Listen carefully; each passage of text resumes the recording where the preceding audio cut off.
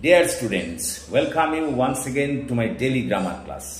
দেখো আজ একটা খুব গুরুত্বপূর্ণ বিষয় নিয়ে তোমাদের কাছে হাজির হয়েছি। সেটি হলো LAYER লেয়ার এবং LAIR লেয়ার, এই দুটি শব্দের মধ্যে পার্থক্য কি।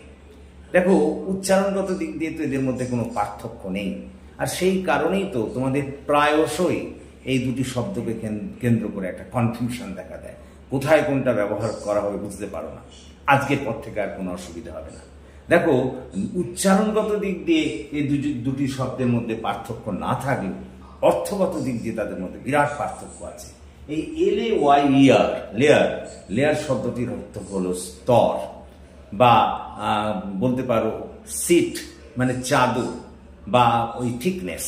তাহলে LAYER লেয়ার শব্দটির অর্থ হলো চাদর বা পুরু স্তর। যেমন আমি এখানে লিখেছি I saw a thin layer of dust on my table.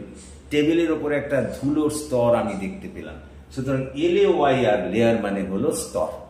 আবার দেখো LAIR লেয়ার, এই লেয়ার কথাটির অর্থ হলো ওই বন্য পশুদের থাকবার জায়গা, রেস্টিং প্লেস, ডেন ইত্যাদি এর প্রতিশব্দ। ক্লিয়ার?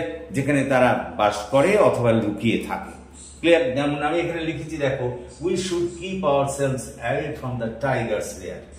আমাদের বাঘের বাসভূমি থেকে দূরে থাকা উচিত। এখানে LAIR লেয়ার মানে হলো ওই যে বললাম বন্য পশুদের বাসভূমি। সুতরাং আজকের পর থেকে নিঃসন্দেহে এই দুটি শব্দের মধ্যে আর তোমাদের কোনো কনফিউশন থাকবে না। So thank you for watching and listening. So please comment, share and subscribe to my channel.